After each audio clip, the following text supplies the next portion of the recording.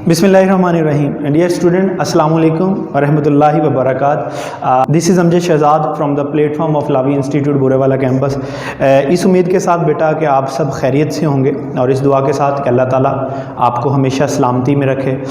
बेटा हम अपने अगले लेक्चर्स की तरफ मूव करने से पहले एक खूबसूरत सी बात आपके साथ शेयर करना चाहता हूँ कि बेटा कामयाबी जो है वो हौसलों से मिलती है और हौसले जो हैं वो दोस्तों से मिलते हैं और दोस्त जो हैं वो बेटा किस्मत से मिलते हैं और किस्मत इंसान खुद बनाता है। तो इन शॉर्ट बेटा अगर आप किसी भी फील्ड के अंदर हैं और आप उस फील्ड में कामयाबी चाहते हैं तो कामयाबी का एक ही तरीका है कि आपकी उस काम के लिए कितनी स्ट्रगल है, यानी आप उसके लिए कितनी एफर्ट करते हैं, कितनी कोशिश करते हैं। तो बेटा कामयाबी टोटल जो डिपेंड करती है वो आपके स्ट्रगल पर डिपेंड करती है, आपके हार्डवर्क पर डिपेंड करती है। If you want to succeed in your goal then you have to work hard. फिर आपको ज़ाहिर बात है उसके लिए मेहनत करनी पड़ेगी, उसके लिए एफर्ट करनी पड़ेगी। तो बेटा इससे पहले जो मेरा एक लेक्चर था आप लोगों के साथ, वो था टॉपिक मैंने आपको शेयर किया था जिसमें सिर्फ हमने भी बातें बताई थी कि पेपर पैटर्न कैसे आएगा, उसमें किस तरह से क्वेश्चन आएंगे, कहाँ से कितने क्वेश्चन आने के चांसेस हैं, कहाँ से लॉन्ग आएगा, कहाँ से शॉर्ट आएगा।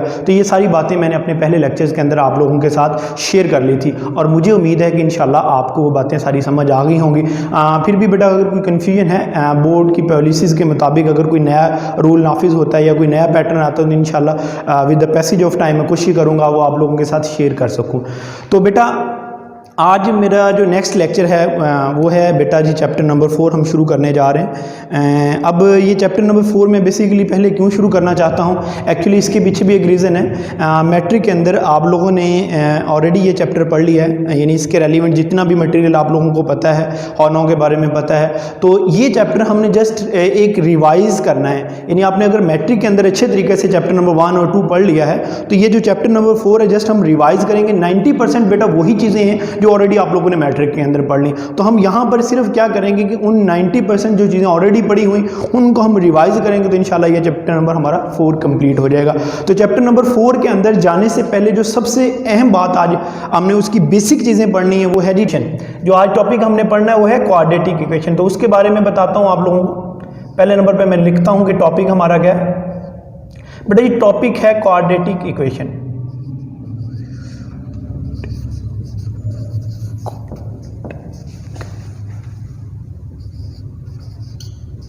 जी बेटा जी, क्वाड्रेटिक इक्वेशन टॉपिक हमने इस पर बात करनी है। ये बेटा जी क्वाड्रेटिक इक्वेशन कहाँ से अखज़ किया गया, कैसे बना, बेसिकली इसके पीछे भी एक रीज़न है। पोलिनोमियल से अखज़ किया गया क्वाड्रेटिक इक्वेशन। जितनी भी इक्वेशन हैं वो सारी की सारी पोलिनोमियल से ली जाती हैं। अब हमने क्वाड्रेटिक उसकी तरफ मैं नहीं जाना चाहता। पोलिनोमियल क्या है? Polynomial basically is also known as algebraic expression होता है। अब एल्जेब्रिक क्या होता है? एल्जेब्रिक के बारे में भी बेटा जी आपको यही पता है कि any numerals, variables, combination of numerals, variables connected by one or more symbol is known as algebraic expression. तो ये भी एक सेपरेट टॉपिक है, मैं इसकी तरफ नहीं जाना चाहता। एक्चुअली मेरा जो आज का टॉपिक है वो है क्वाड्रेटिक इक्वेशन। तो लिहाजा मैं बेटा आज आप लोगों को क्वाड्रेटिक इक्वेशन ही पढ़ाऊंगा और उसको पढ़ने समझने से पहले सबसे पहले आपको पता होना चाहिए कि इसकी डेफिनेशन क्या है। जब तक बेटा जी आपको क्वाड्रेटिक इक्वेशन की डेफिनेशन समझ नहीं आएगी तो आपको आगे बढ़ना नामुमकिन है, मुश्किल आप लोगों के लिए होगा। तो हम सबसे पहले इसकी डेफिनेशन को राइट करते हैं और डेफिनेशन राइट करने के बाद उसके अंदर जो बेसिक चीज़ें होंगी वो हम इंशाल्लाह डिस्कस करेंगे बारी बारी। तो क्वाड्रेटिक इक्वेशन को डिफाइन करते हैं सबसे पहले। बेटा जी ये बेसिकली क्या है? An equation of the form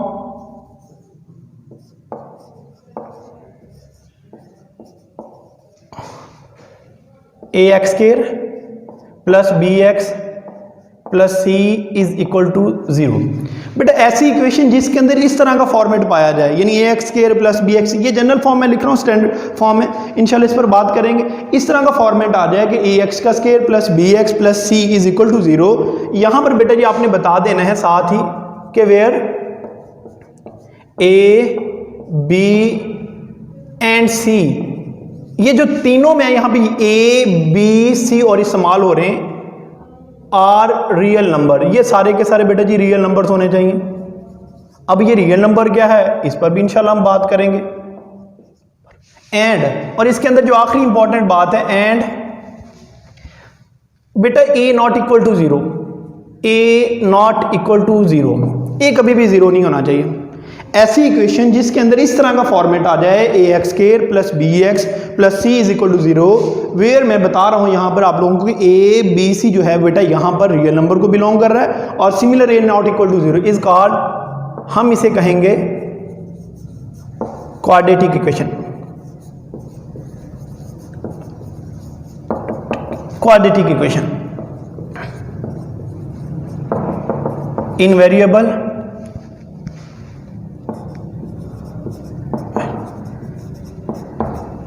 ले बेटा जी वेरिएबल x के पॉइंट ऑफ व्यू से ये वाली जो इक्वेशन होगी वो क्वाड्रेटिक इक्वेशन कहलाएगी।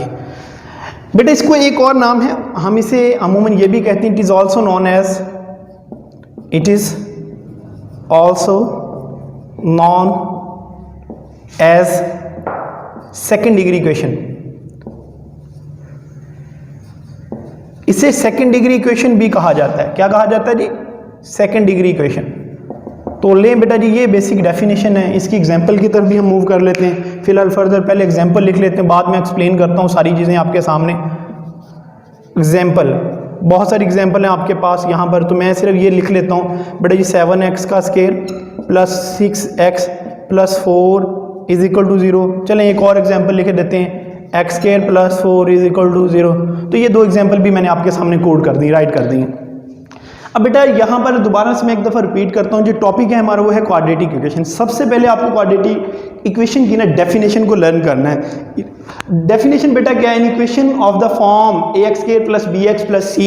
अब यहाँ पर ax b c तीन बेटा जी आपके पास अल्फ़ाबेट इस्तेमाल हो रहे हैं, a b c। अब ये जो a b c है बेटा ये बेसिकली रियल नंबर है। क्या होने चाहिए? ये रियल नंबर होने चाहिए और a कभी भी 0 के इक्वल नहीं आना चाहिए। इस कॉल्ड क्वाड्रेटिक इक्वेशन, हम इसे क्वाड्रेटिक इक्वेशन कहेंगे और साथ में बेटा जी इसको हम सेकंड डिग्री इक्वेशन भी कहते हैं। तो ये बेसिक इसकी डेफिनेशन। अब इस डेफिनेशन को अगर मद्देनजर रखें तो बेटा जी बहुत सारे ऐसे पॉइंट हैं जो आपको समझने। सबसे पहले आपको पता होना चाहिए कि इक्वेशन क्या है। चलें जी मैं इस इक्वेशन को यहां पर राइट कर देता हूं। मेरा जो पहला पॉइंट आपको क्लियर करना वो है इक्वेशन। मुझे क्या समझाना आपको कि इक्वेशन क्या होती है। दूसरी बात बेटा जी ये है कि इसके अंदर जो a b c ये रियल नंबर क्या है। दूसरा पॉइंट जो आप लोगों ने लर्न करना है वो है बेटा जी रियल नंबर। ये रियल नंबर क्या होते हैं इसके बारे में भी आप लोगों ने सीखना है। बेटा जी तीसरी जो बात आप लोगों ने पढ़नी है यहाँ पर a नॉट इक्वल टू 0, ये कभी भी 0 के इक्वल नहीं होनी चाहिए।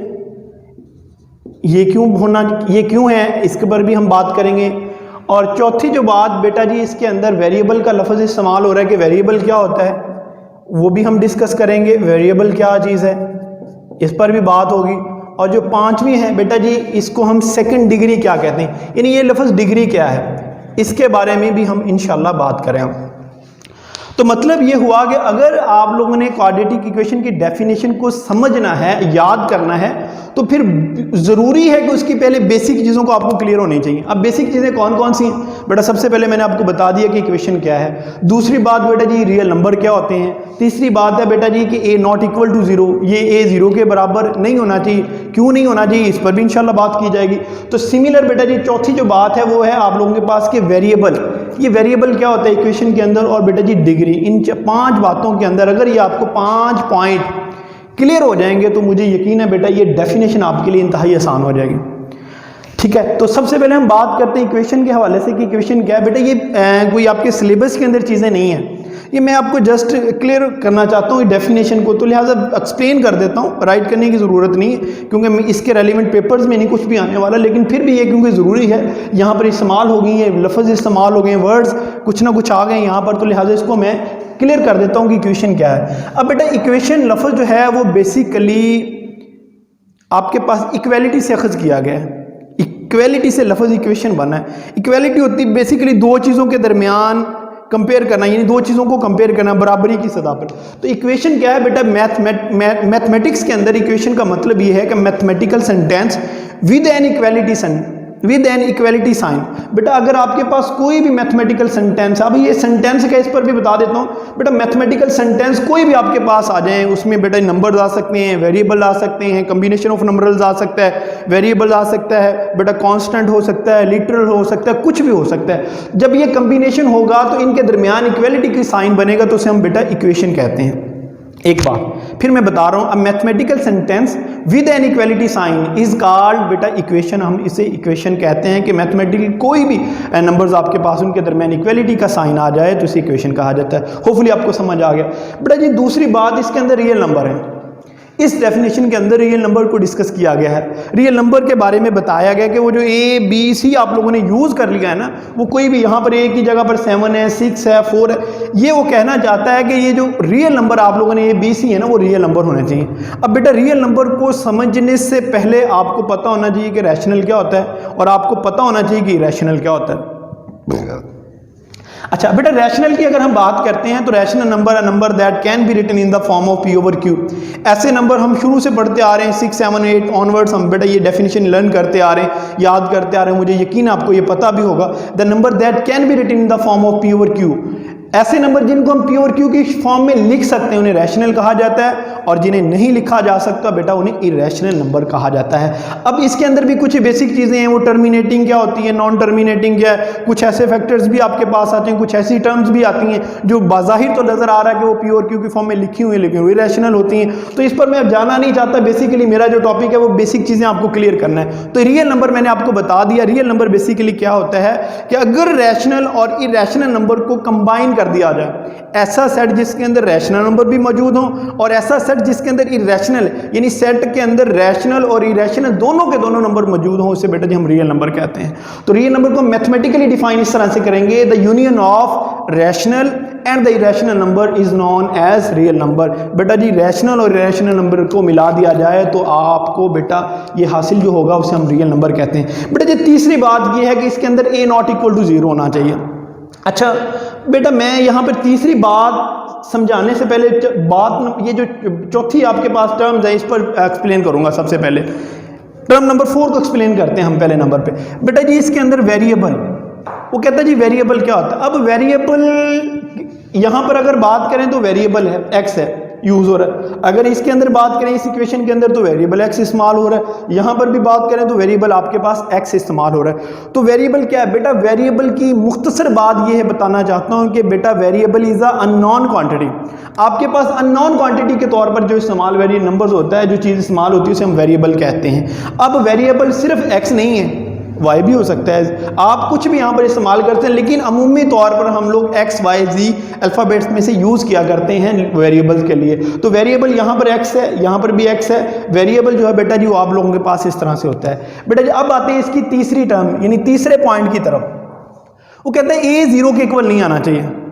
बेटा जी क्यों नहीं आना चाहिए, सवाल तो ये है, आखिर मैथ की हम बात करें तो मैथ के अंदर हर चीज़ का प्रूफ है, तो बेटा क्यों ए 0 के इक्वल नहीं आना चाहिए। मैथ के अंदर किसी भी चीज़ को प्रूव करने के 4 तरीके होते हैं। एक होता है डायरेक्ट प्रूव कर देना, और एक होता है कंट्राडिक्शन प्रॉपर्टीज़ के कंट्राडिक्शन रूल्स के तहत किया जाता है, कॉन्ट्रा पॉजिटिव होता है, और एक मैथमेटिकल इंडक्शन होता है। तो बेटा मैं यहाँ पर इसको क्या करता हूँ, इसको प्रूव करते हैं हम कि कंट्राडिक्शन रूल इस्तेमाल करता हूँ। अब उसके अंदर क्या होता है कि अगर आप लोगों के पास वो कह रहा है कि ये बी 0 के इक्वल नहीं है, मैं कंट्राडिक्शन रूल के मुताबिक ए को 0 के इक्वल मान लेता हूँ। ले जी मेरे पास ये जनरल स्टैंडर्ड फॉर्म जो है वो ए एक्स का स्केयर प्लस बेटा जी b x plus c is equal to 0 के इक्वल है। ठीक है बेटा, यहाँ तक समझ आ गया। अच्छा अब बेटा वो कहते हैं ए 0 के इक्वल नहीं है, मैं कंट्राडिक्शन रूल यूज कर रहा हूँ ना, तो मैं कहूँगा ए इज इक्वल टू 0। बेटा यहां पर मैं कह देता हूं कि a इज इक्वल टू 0। अगर मैं a को 0 के इक्वल ले लेता हूं तो फिर क्या होता है देखते हैं जरा। बेटा यहां पर पुट कर दिया 0 x का स्क्वायर प्लस बेटा जी b x plus c is equal to 0। अब बेटा ये वाला 0 ऐसा नंबर है जो किसी भी के साथ मल्टीप्लाई हो तो आंसर 0 आता है। तो बेटा 0 मल्टीप्लाई बाई x के answer is equal to 0।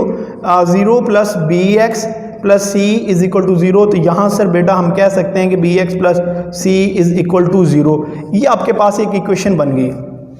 Definitely ये इक्वेशन है, कोई ना कोई तो दरमियान में इक्वालिटी का साइन मौजूद है, तो इक्वेशन तो है बेटा। अब ये इक्वेशन जो है वो उस तरह की नहीं है। देखिए इसके अंदर भी यहाँ पर आपके पास उसकी डिग्री जो है वो वेरिएबल की जो वेरिएबल इस्तेमाल हो रहा था वो एक्स है, उसकी डिग्री जो 2 है, और यहाँ पर भी बेटा जी अगर बात करें तो इसकी डिग्री 2 है। लेकिन अगर यहाँ पर बेटा जी बात करते हैं तो इसकी डिग्री 1 है, 2 नहीं है। तो क्वाड्रेटिक इक्वेशन को हम सेकंड डिग्री इक्वेशन भी तो कहा करते हैं ना, यानी ये सेकंड डिग्री इक्वेशन भी होती है। इट मीन दैट बेटा जी अगर आप लोग a को 0 के इक्वल पुट करेंगे, यानी उसने कहा नहीं होना चाहिए, डेफिनेशन में ये बात आप लोगों ने लाजमी बतानी है। वो कह रहा है अगर आप लोग इसको a के इक्वल ले लेंगे तो आपके पास जो इक्वेशन हासिल होगी, जो इक्वेशन बनेगी बेटा उसे हम लीनियर इक्वेशन कहते हैं। क्या कहते हैं जी? Linear equation. बेटा लीनियर इक्वेशन क्या है? बेटा ऐसी इक्वेशन जिसके अंदर वेरिएबल की जो डिग्री है 1 आ जाए उसे लीनियर इक्वेशन कहते हैं, और ऐसी इक्वेशन जिसके अंदर वेरिएबल की जो डिग्री है वो 2 आ जाए उसे हम क्वाड्रेटिक इक्वेशन कहते हैं। तो होपफुली यह बात आपको समझ आ गई है कि आपने लीनियर इक्वेशन को दूसरा जो नेम है, जिस तरह की क्वाड्रेटिक इक्वेशन का दूसरा नेम जो है वो बेटा सेकेंड डिग्री इक्वेशन है, इसी तरह बेटा जी लीनियर इक्वेशन का दूसरा नाम सिंपल इक्वेशन भी कहा जाता है इसको। ये सिंपल फॉर्मेट आप लोगों के पास, तो इसकी डिग्री 1 है बेटा। होपफुली आपको समझ आ गई। अब बेटा आते हैं अगली बात की तरफ, तो ये पॉइंट नंबर 4 पर आ जाए, 5 पर। मैं डिग्री की बात ही कर रहा था, अभी भी मैं डिस्कशन डिग्री ही आप लोगों के साथ कर रहा हूं कि डिग्री क्या होती है। बेटा जी किसी वेरिएबल के अंदर, किसी इक्वेशन के अंदर वेरिएबल की जो सबसे बड़ी पावर होती है वो उसकी डिग्री कहलाती है। मतलब ये कि ये देखिए मेरे पास ये एक इक्वेशन है, ठीक है बेटा जी, इसके अंदर एक इक्वेशन है वो मैंने आपके पास लिखी है, ये भी एक इक्वेशन है, ये भी एक इक्वेशन है। अब इन तीनों इक्वेशन के अंदर गौर व फिक्र करें तो जो वेरिएबल की सबसे ज्यादा बड़ी पावर है ना वो 2 है। यहां पर भी वेरिएबल की पावर 2 है, यहां पर भी 2 है, यहां पर तो सिंगल है, यहां पर भी 2 है। तो बेटा ऐसी इक्वेशन जिसके अंदर वेरिएबल की सबसे बड़ी पावर 2 आ जाए तो क्वाड्रेटिक इक्वेशन कहते हैं। तो डिग्री क्या है? The maximum, the highest power of the variable. किसी भी वेरिएबल की जो हाईएस्ट पावर होती है वो डिग्री। एक बेटा जी बात यहां पर मजीद लिख देता हूं कि अगर मैं लिख दूं 7x का cube plus 4x square plus 2x plus बेटा जी 8 इज इक्वल टू 0। अब बेटा गौर व फिक्र करें, इस इक्वेशन के अंदर जो वेरिएबल की सबसे बड़ी पावर है वो 3 है। तो लिहाजा बेटा इसे हम क्वाड्रेटिक इक्वेशन नहीं कहेंगे, इसे हम क्यूबिक इक्वेशन कहते हैं। लेकिन इस तरफ मैं नहीं जा रहा, फिलहाल हमारा जो टॉपिक है वो क्वाड्रेटिक इक्वेशन, इसको इंशाल्लाह बाद में डिस्कस किया जाएगा क्यूबिक इक्वेशन को। तो डिग्री की डेफिनेशन बेटा ये बता रहा हूँ आप लोगों को, the highest power of the variable, variable की सबसे जो बड़ी पावर होती है वो उसकी डिग्री कहलाती है। क्लियर है बेटा यहाँ तक? अच्छा, अब बेटा जी मैंने यहाँ पर ये बात आप लोगों को बता दी, बहुत छोटी छोटी बातें आपके साथ शेयर की हैं, एमसीक्यूज़ के लिए आपको बड़ी हेल्पफुल साबित होंगी आपके लिए। सबसे पहले बेटा जी मैंने आपको बताया कि आपसे एमसीक्यूज़ पूछा जा सकता है कि अगर बेटा a 0 के इक्वल आए, यानी आप a को 0 के इक्वल पुट करें तो जो क्वाड्रेटिक इक्वेशन है वो इक्वेशन किस तरह से बन जाएगी। तो बेटा जी हमने अगर a को 0 के इक्वल पुट करते हैं तो जनरल फॉर्म, जो स्टैंडर्ड फॉर्म है क्वाड्रेटिक इक्वेशन की, तो आपके पास लीनियर इक्वेशन बन जाती है। अगर सिमिलर बेटा जी यहाँ पर मैं b को 0 के इक्वल पुट करता हूं, यानी इसको b को 0 के इक्वल पुट करता हूं, तो फिर देखते हैं क्या बनता है। ax का स्क्वायर एज इट प्लस बेटा जी b की जगह पे 0 और साथ में x इज इक्वल टू 0। ये जस्ट आपको एमसीक्यूज के लिए चीजें बता रहा हूं। बेटा जी मैंने पुट कर दिया तो ये बन गया ax का square plus c is equal to 0। बेटा जी गौर व फिक्र करें कि इसके अंदर जो सबसे बड़ी पावर है जो वो एक्स स्क्वायर के साथ a है और साथ में बेटा जी कांस्टेंट है। उसके बाद जो नेक्स्ट वेरिएबल जिस तरह यहाँ पर थी वो x वाला फॉर्मेट आपको नज़र नहीं आ रहा।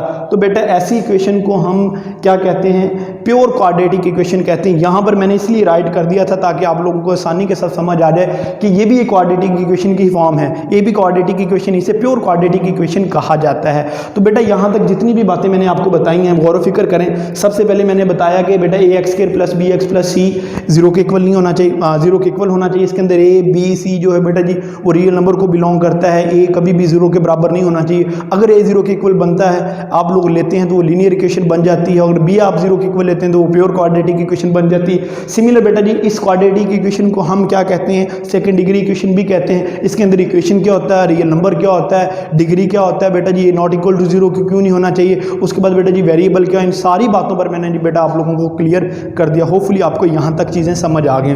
अब आगे थोड़ा सा मजीद इसको डिस्कस कर लेते हैं और फिर हम इंशाल्लाह नेक्स्ट लेक्चर के अंदर इनके क्वेश्चन को डिस्कस करें। फॉर्म लिखते हैं, standard form of quadratic equation. इसकी स्टैंडर्ड फॉर्म कौन सी होती है बेटा जी? स्टैंडर्ड फॉर्म की अगर बात करते हैं तो आपके पास ax का square plus bx plus c is equal to 0, ये वाली चीज़ है। अब यहाँ पर कुछ चीज़ें आप लोगों ने नोट कर लेनी, मैं यहाँ पर राइट कर देता हूँ। बेटा ये जितना भी आज का लेक्चर है ये बेसिकली आपको एमसीक्यूज़ के लिए आपके लिए हेल्पफुल साबित होगा। तो बेटा यहाँ पर जो a है, ये a जो है कोएफिशिएंट है किसका, ये भी आपको बता देता हूँ बेटा जी, कोएफिशिएंट ऑफ एक्स स्क्वायर। और सिमिलर बेटा जी जो b है वो आप लोगों के पास कोएफिशिएंट है ऑफ x। और बेटा जी जो सिमिलर आपके पास c है, ये एक कांस्टेंट है। क्या है? कांस्टेंट। लें बेटा जी, ये सी आपके पास कांस्टेंट है। स्टैंडर्ड फॉर्म जो क्वाड्रेटिक इक्वेशन की वो बेटा इस तरह से होती है, x square plus b x plus c is equal to 0। यहाँ पर ए जो है वो बेटा कोएफिशिएंट ऑफ एक्स स्क्वायर है और जो बेटा b है वो कोएफिशिएंट ऑफ x है और सिमिलर c कांस्टेंट है। अब यहाँ पर फिर एक नई बात है कि कोएफिशिएंट होता क्या बेटा जी, उस पर मैं आप लोगों को इतना बताना चाहूँगा कि कोएफिशिएंट जो होता है the number that is placed before the variable, ऐसा नंबर जो वेरिएबल से पहले राइट किया जाता है। मतलब इसको मजीद एक्सप्लेन भी कर सकते हैं, like that the number that is placed before the variable is called coefficient, the number that is placed before the variable is called coefficient. क्या ये कोएफिशिएंट हो सकता है? हाँ जी, ये भी कोएफिशिएंट होता है। कांस्टेंट नंबर जो जितने भी होते हैं वो सारे के सारे कोएफिशिएंट होते हैं, लेकिन बेटा जी जो कांस्टेंट होता है कोएफिशिएंट होता है वो कांस्टेंट नहीं होता।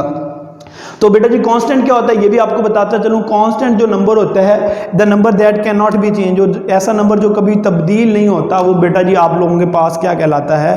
कांस्टेंट कहलाता है। ठीक है बेटा, होपफुली समझ आ गई बात की।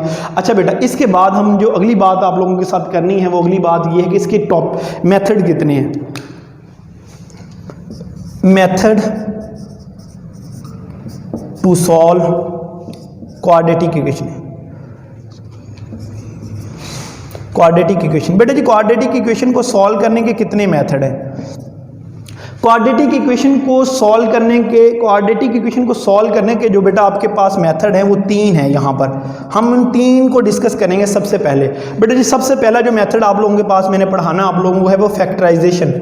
फैक्टराइजेशन की मदद से हम लोग बेटा जी सॉल्व किया करेंगे मुख्तलिफ क्वाड्रेटिक इक्वेशन को। दूसरा बेटा मेथड जो आप लोगों ने पढ़ाना है वो है क्वाड्रेटिक फार्मूला। इस पर भी इंशाल्लाह जी आपको प्रूफ करवाया जाएगा क्वाड्रेटिक फार्मूला क्या होता है, उसका प्रूफ करवाऊंगा बाकायदा तौर पर जी बेटा जी। नेक्स्ट आखिरी जो है वो है बेटा जी कंप्लीटिंग स्केल। तो इंशाल्लाह इन तीनों बातों पर हम आगे डिस्कस करेंगे नेक्स्ट लेक्चर में।